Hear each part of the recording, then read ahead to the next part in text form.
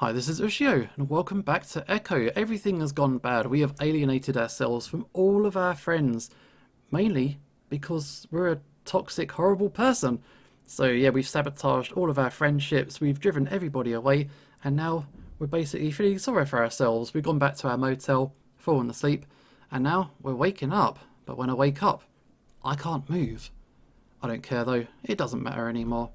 Even though I know better, I open my eyes. Weirdly enough, the motel is as I left it, dishevelled and with the lights on. Nothing horrible at all, until I hear the footsteps at the base of my bed. I brace myself for it, but I keep my eyes open. I don't know why. I guess it feels like I'm punishing myself for what I did to TJ. I lay there on my side, curled up and waiting as the footsteps make their way around the bed. I don't know what I expect my mind to conjure up. Maybe the demon in the forest, the evil electric creature that breathed into my ear as I ran from it, jumping from tree to tree behind me. But what I didn't expect to see is a small, old Kit Fox in a button-up shirt and tie. I watch as he sets the card down on the table next to my bed. I get up a moment to see a silver ring on his finger and worn black claws. And then he picks up a bottle from the table that isn't there and takes a swig from it. Then he moves over to the closet rod, clothes that I don't recognise hanging from it. He's got a cord of some kind in his paws. He starts to tie it up on the rod while the other end gets tied around his neck. I know what he's doing, and now I try to close my eyes, but something seems to hold them open. This is too real. The fox braces himself against the wall, and I see his face clearly, kind, weary, hopeless. And then he sits, but he doesn't completely sit because the cord pulls taut, and he's left with his legs at a loose slant on the ground. I see his eyes bulge, turning red, and at the same time those eyes meet mine, and I think he sees me. I gasp and sit up in the bed, but he doesn't disappear, he lingers. It's only when he starts to go into convulsions that he begins to fade away. I hug my knees, my back pressed against the headboard of the bed as the fox continues to stare at me, and then completely disappears. It was real. It was real. Was. Something's different. Something's wrong in the air. A sound from the bathroom makes me look over at the closed door. Something's in there. Automatically I get up. It's like I'm not in control of my body anymore. It's like I'm still in a dream, even though I know I'm not. I get to the door and stand there a little while, listening to the breathing inside. And then I open it. I stand there for a while, staring in. The light from the room pours into the bathroom, but it isn't enough to show me anything out of the ordinary. I feel it though. There's an energy in there, pulling me in. Slowly, I step inside, looking around, my heart hammering in my chest. I'm not scared. Not anymore. It's a sort of anticipation instead of fear, like I've been waiting for this ever since I got to Echo. I don't know if I believe in ghosts now, but I know what's happening here is real. I wait, feeling the cold tiles of the bathroom against the pads of my feet. I'm not sure how long I stand there in complete silence. It could be anywhere from 1 minute to 10, but that's finally when I get an answer. Close the door. Close the door. I don't hear anything, but I feel it, and I feel it coming from my left. I look, but I don't see anything. This isn't like the other times when I'd hear him inside my head. No, the voice inside me is hiding right now, like even he's afraid of this. Still, I sense it, and even though I start to feel that fear again, I reach out for the door. Close it, close it, close the door. For a brief moment, I have a sudden realization of where I am, what I'm doing, and what's happening, but it's not enough to stop me. There's a haze over my mind, over everything, like I'm in a deep dark dream that I can't come up from. I think I've lost my mind, or I'm dead. Either way, it doesn't matter anymore. I push the door closed, but not fully, letting just a crack of light in, so that through the mirror I can see the outline of the fur on the left side of my head. But as I'm looking at that, I start to get the feeling that it's not me in the mirror. I look shorter, smaller, and something's wrong with my face. I can almost see what looks like the corner of a mouth stretched all the way across the jaw, just like I saw in the diner bathroom 5 days ago. I don't know. It feels so long. But it's then that I realise the presence I feel is coming from this thing in the mirror. We stare at each other for a long time, the fear rising and rising until it's almost overwhelming. But my feet won't move, my mind won't reason with what's happening. I'm in a nightmare. This is real. The mirror whispers at me, and I see the grotesque mouth move with the raspy whispering words. Slowly, I move a little closer to the mirror, ducking my head down a bit, reaching up to touch my cheek where I see the widened gash of a mouth. The reflection does the same, but when I touch my face, I feel only smooth fur, even as the fingers in the mirror brush against the opening. What's happening?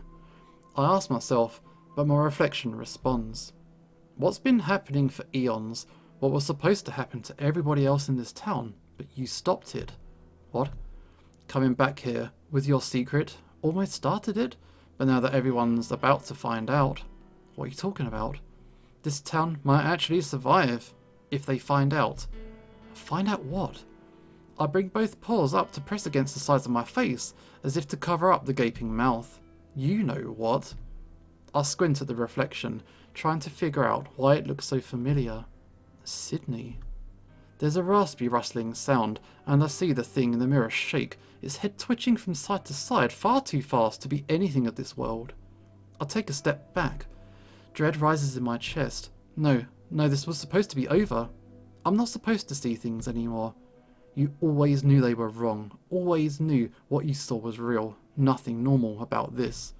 But it's not me seeing things again that's got me feeling the way I do. No. What secret are you talking about? Again, that raspy sound of rustling leaves, sounding old and forgotten. That's what it feels like I'm talking to. Something old, monolithic and ancient. You don't need me to tell you. I grasp my shirt, twisting the fabric in my paws, feeling like I might panic, that I might go insane. Already insane. But how is anyone going to find out? No one knows. You know that's not true. Who is responsible for the cruel joke? I swallow hard. Someone knows. No, that was something else. They didn't know. It was a stupid prank on me, to make me look bad, to ruin the vacation. Vacation? Is that what I'm on right now? That thought is foolish, and you know it. It was definitely foolish, and you know who it was, and after what you did to him. I see myself pinning the lizard in the parking lot, holding back from pounding his face into nothing. He's going to tell everyone. No. I hear myself whine, feeling like a child, like the small creature in the mirror. Yes, unless... I wait, feeling the tears well up in my eyes, knowing that my life is about to change forever. The silence drags on, until I finally break it. What? I can help you keep the secret. I wait a while longer, but the reflection stays quiet. I get the sense that time is going faster than I perceive it, my legs aching from standing there rigidly on the cold tile floor. Help me? I can tell you what you can do to keep the things the way they are. I feel a small ray of hope pierce through the towering cloud of impending doom in my chest. How? There's a dark pause, a moment that marks an in-between between what was and what's about to become. I know things can't truly stay the way they are. They never do. Another split in my life, just like what happened years ago. Finally, the thing speaks, and I hear exactly what I expect. Do the same to the lizard. I swallow, feeling myself resisting, rejecting the idea. Unless you want them all to know your secret. But how would I know it was him? He sounded like he had no idea what we were doing. He's deceptive, a liar. His entire family has always been. But I can't if I don't know for sure. Show him the note. You'll see his reaction. It's the truth.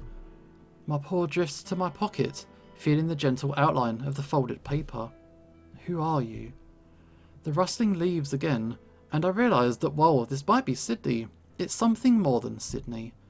And it doesn't answer me.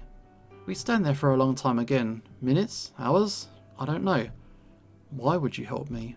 This time the answer's immediate. The town needs secrets. Why? Again no answer, and I stand there for what feels like hours. As I continue to stare at the small disfigured creature, I get the feeling that it started to move independent from me. That thought scares me, and I lift my paws. I'm relieved to see that the reflection do the same, but as soon as I touch my face, I feel the corner of my mouth stretched up to my ears. In a sudden burst of panic, I lunge for the light switch and flip it on. I'm stunned, as I'm bathed by blinding yellow light, and I have to shut my eyes for a moment before opening them. I see myself in the mirror, as I've always been, staring back blearily. My eyes are bloodshot, and my figure seems to sag with exhaustion. I stand there for a while, feeling my mind cloud up even more as I go over what just happened. Then a violent shiver comes over my body, like I'm suffering a high fever. I feel sick. My skin's sensitive and my joints are sore, and after a moment, I move back to the motel room. I can see that it's light outside through the curtains. How long was I in there? Must have been hours. I don't care though. Still shivering, I head for the closest bed, sliding under the covers in my clothes and laying my head against the pillow. I realise then that this is Jenna's bed, and I can smell her perfume, along with the faint scent of fox musk on the pillow. Where was she again? I can't even remember through the haze in my head. Oh man, I think I fall asleep, but honestly I'm not sure. A sudden knock on my door makes me jump. I curl up tighter under the covers, hoping that I just dreamed it, or that whoever is outside just goes away. Then the knock again, followed by Leo's voice. Been a while. Otter, you in there? I cringe, squeezing my eyes shut, having completely forgotten about him. Why had he chosen to show up now? I lay still for a moment, and then he yells again, which makes me jump out of the bed, cringing at the pain in my joints. Groggily, I stumble to the door, leaning against it for a moment as I feel lightheaded, trying to gather myself. Finally, I fix my face into a tired smile before opening the door. Leo stands there, his ears perked, wired, as if he hadn't expected me to open the door. Oh, hey Chase, you okay? He reaches out to rest a paw on my shoulder, looking me over. Yeah, I was up all night doing my project. I left it until the last minute. I give him a sheepish grin. Leo clicks his tongue at me. Isn't it due tomorrow? And aren't you driving home all day today? I shrug. I'll be fine. If you say so, Otter. He continues to stare at me with a look of concern. What's up? Well, I guess I'm sorry that I haven't been around more this week. Oh well, I guess I was just being a bit unfair to you. I rack my brain for a reason as to why Leo's apologising to me, or exactly how he'd been unfair to me.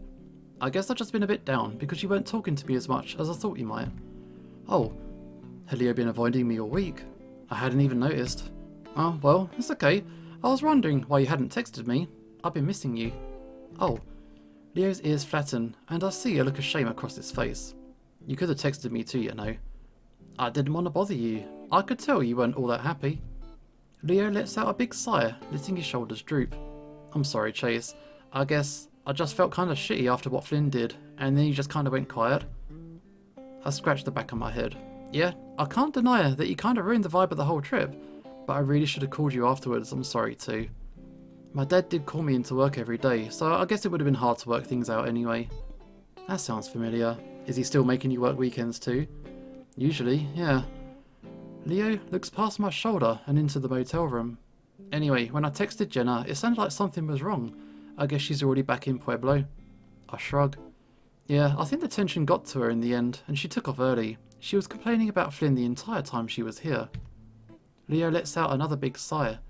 Great, he's been acting strange too. Oh yeah? I silently hope that the wolf isn't going to be asked to be let in. Yeah, driving around, acting all shady. That's actually what made me want to visit you, to see if everything was okay. Cole isn't even responding to me. I'm good, I'm just a little bit tired and stressed out. So basically, we had this big scavenger hunt, lots of fights and arguments, lots of weird creepy stuff. Leo has been cut out of this entire situation. He has got no clue, and I don't know how he's going to respond should he find out. Is Tej here? He's actually hanging out with an old friend in Peyton right now. Once he comes back, we're going to start driving back. Was actually in the middle of a nap. Oh, sorry, you wanted to get back to that then? I smile guiltily. Yeah, probably would be for the best. Don't want to nod off on the road, you know? Of course. Leo looks at me hesitantly. Listen, I know this is probably going to be our last time getting together before we all split off, but you want to try this again in the future? Maybe over the summer, when you don't have school to worry about? I just feel like we left a lot unsaid. Doesn't have to be everyone. Maybe this time I'll just tell Flynn not to come round. I smile back at Leo. Yeah, sounds good. I think that'd be a great time. Leo smiles back, looking genuinely relieved and happy. Ah, good to hear. I'll be sure Dad knows that I want the week off. Good luck with that, and I'll let TJ and Jenna know. Thanks, Chase. Leo stands there for a moment and then steps forward to give me a hug. I hug back tightly before letting him go. I stand in the doorway until Leo's van pulls out of the parking lot, heading in the direction of the highway, probably on his way to work. And once he's gone, I deflate, feeling as if that one conversation had been equal to hours of hard labour. Still, watching him go, I get a sense of sadness, like that was the last time we'd see each other the way we are now.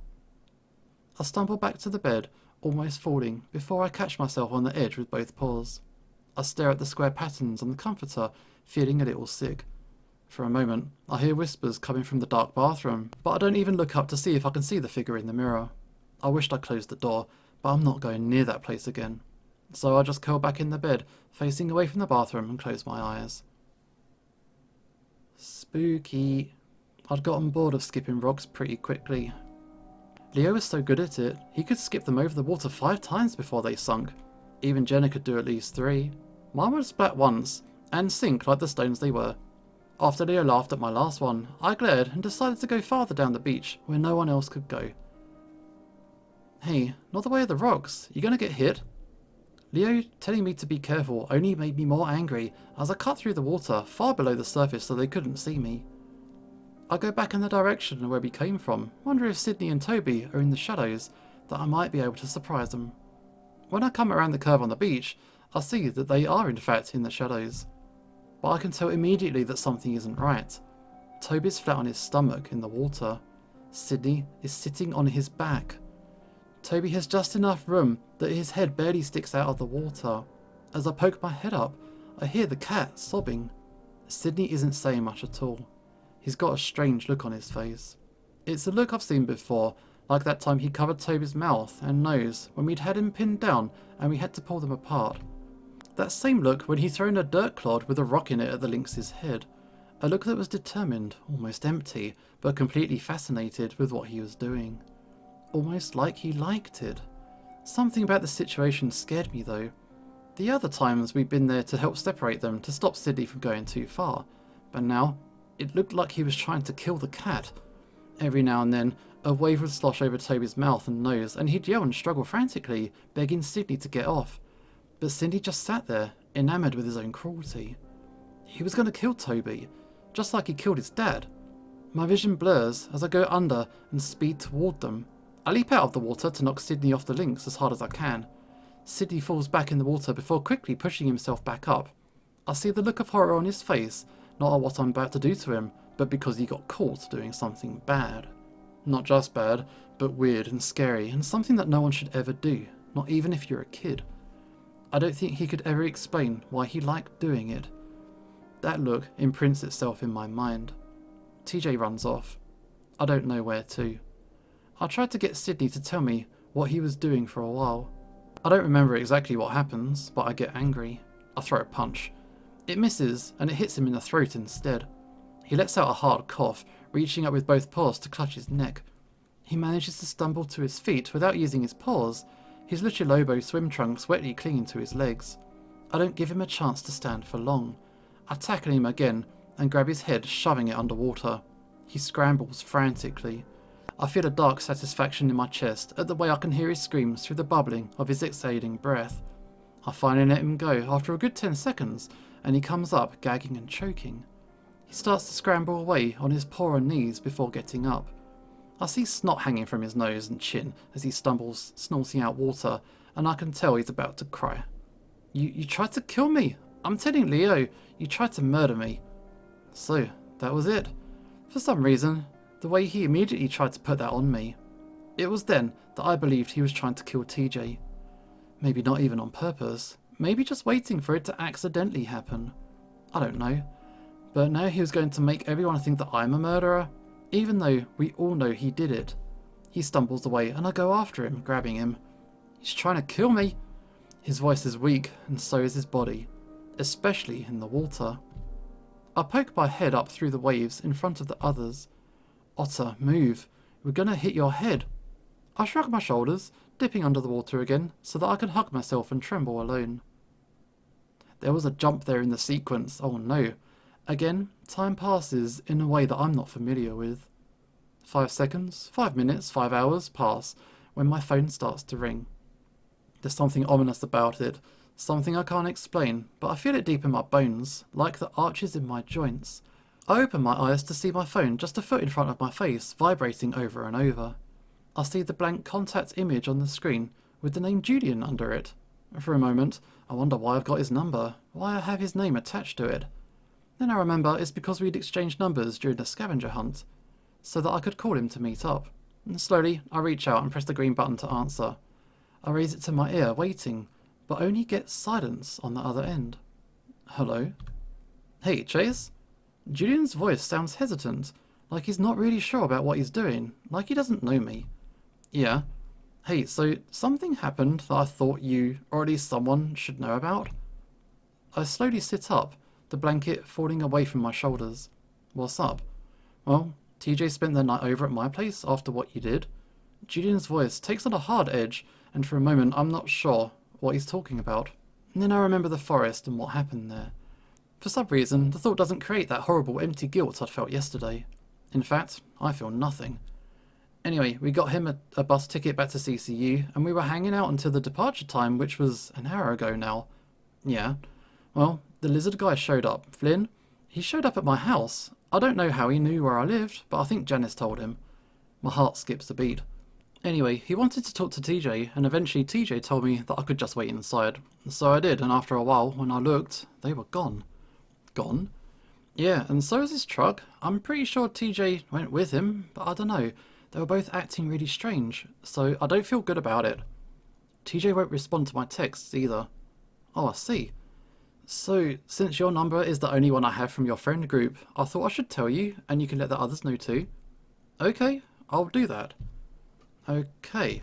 There's a pause, but I'm already getting up, looking for my keys. I'll probably check things out myself before my shift starts today. Do you know where Flynn lives? I can tell that the buck doesn't really trust me with this information. Why would he? I don't care. Yeah, he's on Shepherd Street. Janice will be able to point out where it is for you, but I'm heading over now. Let me know if you find anything out. I will, later. Bye. I feel my heart rate picking up speed as I finally find my keys under my backpack on the table. I snatch them up and jog out of the motel, the heat of the afternoon sun coming over me in a wave. I realise then how late it is. I'd been in the motel for nearly a full day, but to me it had felt like only a few hours, if that. I should be on the highway right now, if not already back in Pueblo.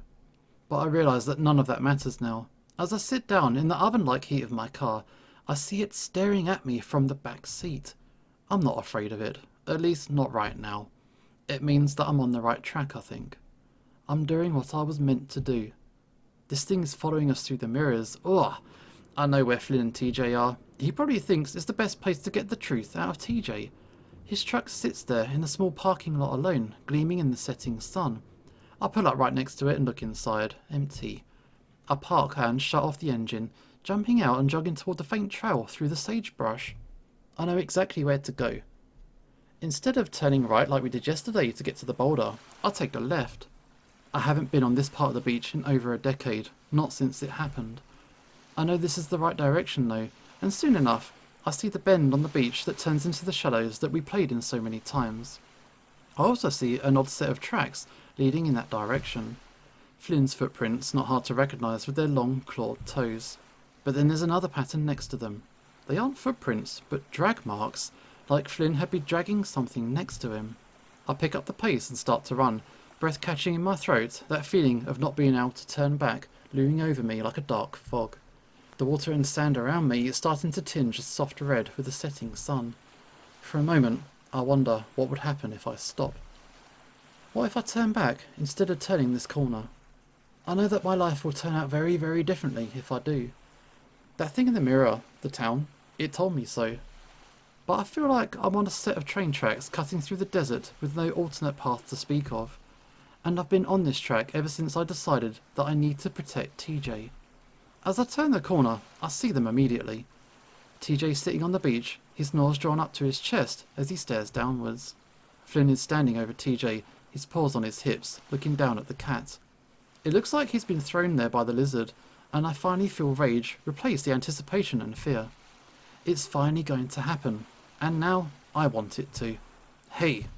Flynn immediately whirls around, eyes wide as he spots me sprinting toward him.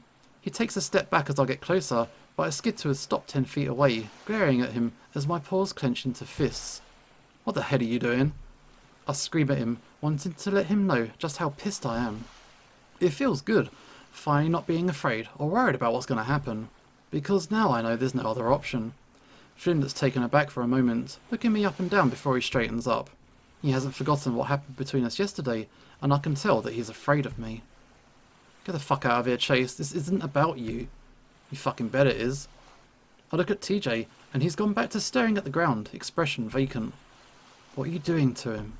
I'm not doing anything to him except asking him some questions. About?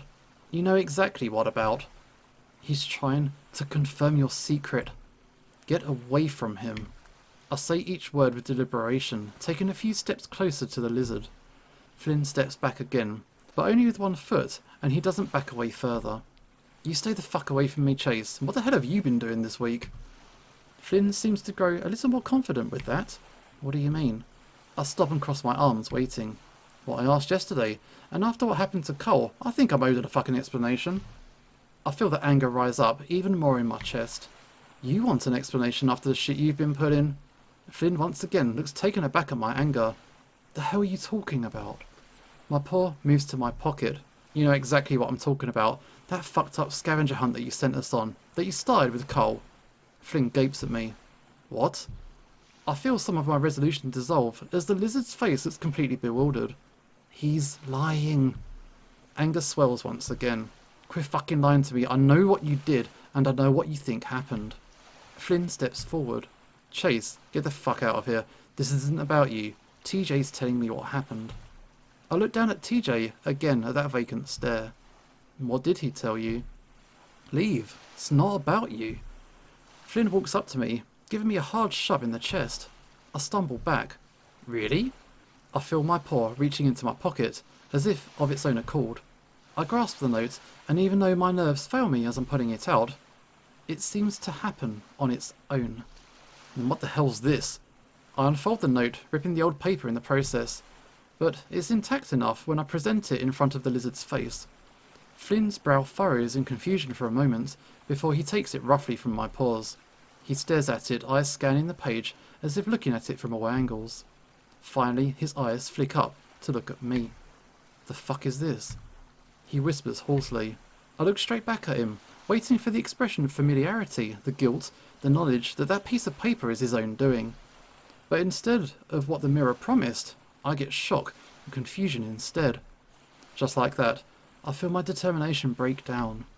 It was as if something had been driving me to this moment, and that cloud covering my brain breaks for a moment. For a moment things are clear, and now I'm left in a daze. What is this? His voice turns up into a scream, and it's such a horrible sound that I stumble back. He holds the paper up, showing me as I stare as if I'd never seen it before. Unlike the other notes, this one is a crude drawing.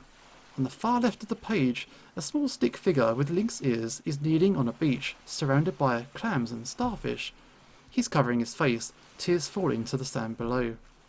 Extending out from the beach, poorly drawn waves spread across the top of the page to represent the lake. Far below the waves, two figures are connected near the bottom of the page. One has X's for eyes, his legs and arms splayed out, tiny little bubbles coming up from their mouth. Below that figure, another sits below him, grinning mischievously, holding the drowning stick figure down by his tail. As if the picture wasn't descriptive enough, words and arrows label the characters. Toby sitting on the beach, Sydney dead in the water, Chase holding him down. I'd looked at the drawing so many times before, but now to have Flynn be the one to show it to me. But he had to have been the one to draw this. Who else could have done it? But here he was, standing there in a state of shock just like me, but I could see his expression very quickly morphing into fury. All my plans to confront him, to figure out how he found out, are thrown out the window. Because he just found out. I'm completely unprepared, and conveniently, the presence that spurred me on has left as well. And it's only now that I realise how stupid this all was. It's like I've been tricked. Chase. Flynn's walking toward me, and his expression is like nothing I've seen before. Chase. I can see in his eyes what he's about to do. I back away, stumbling, and that's when he rushes, tackling me to the ground and crushing me into the hard, sharp rocks underneath. Unlike yesterday, all of my strength and confidence has abandoned me. It's like whatever had been driving me has left me right at this moment, taking several steps back to watch, like it wanted for this to happen all along. Flynn's fists find my face, first one on the right side and another on the left. Each one brings a flash of light to my vision, and at that moment all sense leaves me. It's kinda nice in a way, like I don't have to be present for the horror that I've brought on myself. A few more punches come my way, the impacts like earthquakes in my head, but I don't feel any pain. Instead, they leave me feeling stunned, like I'd been electrocuted. I can feel blood pouring from my nose, like a faucet though, and soon it fills my mouth with that familiar metallic taste. You fucking piece of shit, you think you could just play with me like this? His strong big hands find my neck and start to squeeze. Through blurred vision, I can see him above me, eyes filled with tears, glaring down at me with a rage I didn't think was possible. You do it shit, you won't fucking get away with this shit this time. I hear the rustling leaves again, my reflection, Sydney, the town, whatever it is, laughing at me. Vaguely, I wonder if Flynn had been spurred on by it too. We're puppets. Nothing seems real right now. What's happening to me and to Flynn? What's happening between us? Seems impossible. But the breath that's stuck in my throat is very real, and I start to see stars and blackness begin to cloud my vision. After the things I've done, I guess I deserve it. I guess this is the appropriate way to go out. Flynn. A soft voice coming from the distance. It was me. I did it.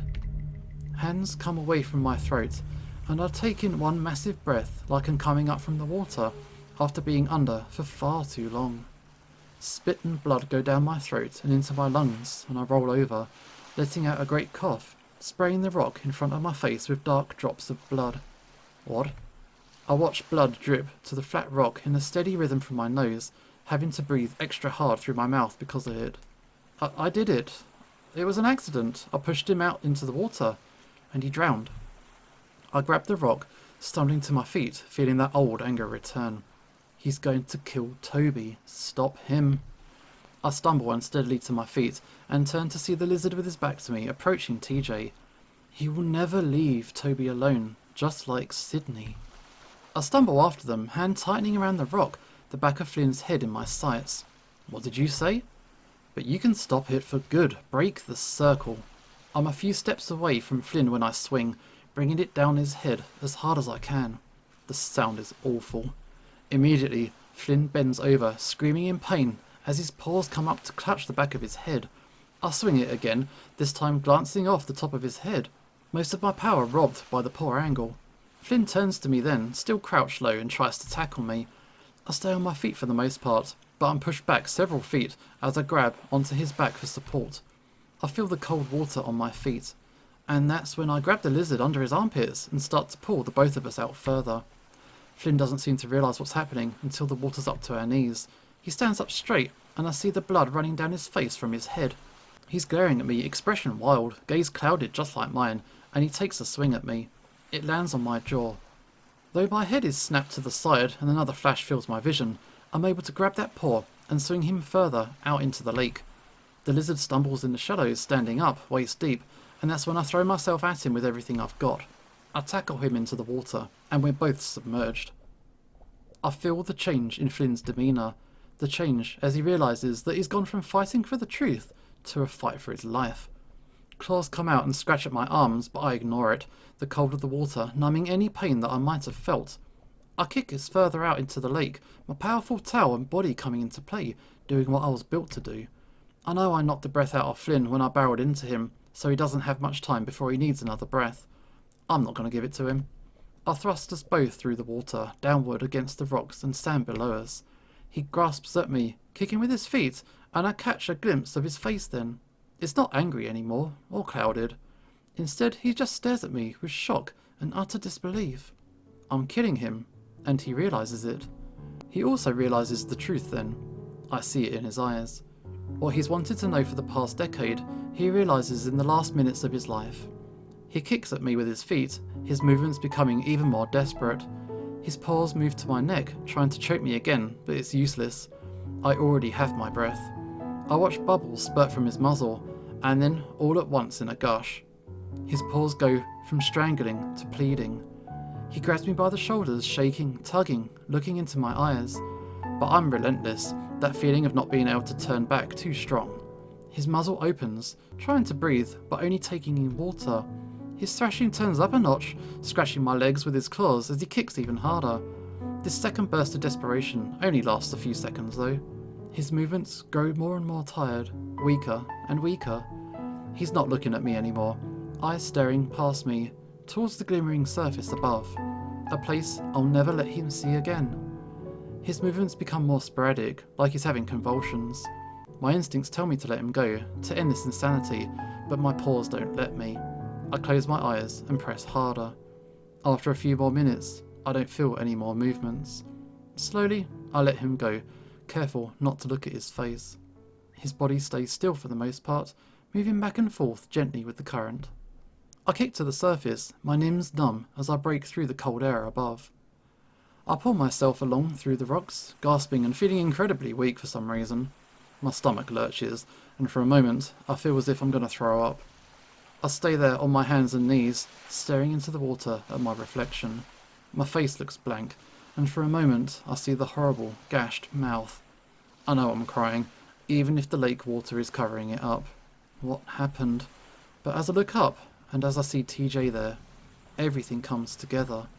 He's on his knees, staring past me, mouth hanging open. Suddenly, I remember exactly why it is this all happened, and my chest fills with warmth and love for the cat as I stumble towards him on my knees. TJ doesn't seem to notice me as I wrap my arms around him, pressing his face to my chest. I've got you. We're okay. He's not going to hurt you anymore. I breathe heavily into the lynx's ear as I whisper to him, wanting to let him know that everything's going to be okay. Finally, I feel him shake his head against my body. Chase. Why? Because he knew, and he was never going to leave us alone. He tried to kill us. I kiss the top of the cat's head gently, wanting him to know exactly how much I care. Izzy. He's gone. TJ sobs against me, and I only hug him tighter. Why did you do that? He reaches out to my left, and I look, seeing the paper in the lake. I'm not sure which he's talking about, me showing Flynn the paper, or killing him. I don't know, so I don't answer. Instead, I hug him even tighter, whispering in his ear. It'll be just like last time, we won't tell anyone. Our secret. Something turns ominous in the air. That horrible tension I'd felt dissipate when we opened the letters returns. This town needs secrets. We'll tell them that he tried to kill us, so we had to protect ourselves. TJ leans tiredly against me, his arms limp. We're gonna be okay, just like last time. We can forget. TJ doesn't respond, so I look out at the lake and get a shock as I see Flynn floating there, close to the shore. He's face down, back just barely touching the surface. For a moment, I wonder if it's not too late, if there's still enough time for him to be revived. But that same feeling holds me back, and I cling to TJ instead. We're gonna be okay. We were manipulated. We keep moving in circles. That voice comes to the surface for a moment, for the first time, sounding stunned. I return to focusing on the lynx, the whole reason why I did any of this in the first place. Whatever happens, I'm going to protect him from all the shitty people in the world that would want to hurt him. By the time we get to our feet, it's dark and I have to help the lynx along through the sagebrush. He's quiet, robotic, like it was the first time this has happened to him. I help him into my car and I get into the driver's seat, quietly putting out the parking lot and leaving Flynn's empty truck behind. I watch it disappear in the rearview mirror, sitting alone under the yellow parking lot light. As we drive along the road, the lynx stares out of the window. I can still feel the tension in my arms and legs, making it difficult to keep the wheel steady. My heavy, wet clothes stick to the seat. Finally, we get to the freeway, and I look back again. Echo just a series of tiny lights, insignificant on the desert landscape. It seems absurd that that place was where all the horror happened, where all that horror still is. Chase. I snap out of my daydream, looking over at the lynx, his eyes glowing gently in the fading light. After we're done with wherever we're going. The police station? Yeah. Can you give me a ride back to CCU? I miss my bus. TJ smiles sheepishly. I blink, wondering what to say. Does he not realise? And then I realise what he's doing. What's happening? Just like last time. I clear my throat. Oh, yeah, definitely. I'll give you a ride for sure. Thanks, Jace. TJ smiles at me and then goes back to looking out of the window. I wonder if he'll forget what happened, like what happened with Sydney. I hope that I can. We drive off into the dark desert toward the soft glow of painting in the distance. Is that it? Okay, 5 years later. Seriously, this is going to be such a good fucking time. You'll be glad you came. The big grizzly bear nudges the coyote playfully, almost knocking the canine into the passenger window. Ow, keep your paws on the wheel, or your paw at least. This road ain't in great shape. Cameron eyes the giant half-eaten burger in the bear's equally giant paw. Dev's other paw casually steers the wheel, elbow resting out through the open window. The bear looks happier than he's been in a while, somehow grinning as he chews. The coyote sighs and stares out of his own window, watching the desert landscape fly by. It was nothing like this in his hometown, and he found himself wishing he was back amongst the pine forests. Something he'd been wishing since he moved to Pueblo for school. Technically this was his natural habitat, but he found the whole place depressing somehow. Empty and dry and rough. What you pouting for? I'm not pouting. Yeah, you are. Cameron sighs, deciding to change the subject. So, why couldn't Larry go again? I don't know. Says something about his car breaking down. I think he just flaked, to be honest. Aren't there other haunted places in Pueblo that we could have gone to, like by the school?